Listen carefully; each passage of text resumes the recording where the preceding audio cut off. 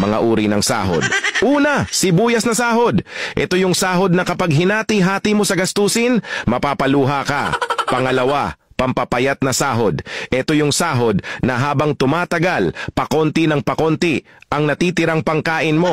Pangatlo, magic sahod. Ito naman yung sahod na konting kumpas lang ng kamay at abracadabra, wala na siya. Pang-apat, malabag yung sahod. Ito yung sahod na di ka sigurado kung kailan ito darating at kung gaano ito tatagal. Pang-lima, corning pelikulang sahod. Ito naman yung sahod na tinatawanan mo na lang para di ka mabwisit. Pang-anim, konserbatibong sahod. Ito yung sahod na nakakawala ng inspirasyon. Pang-pito, baog na sahod.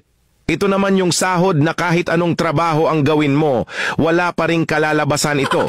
Pang-walo, reglang sahod. Ito yung sahod na isang beses isang buwan lang dumating at tumatagal lang ng 3 araw. Alin sa 8 ang sahod mo?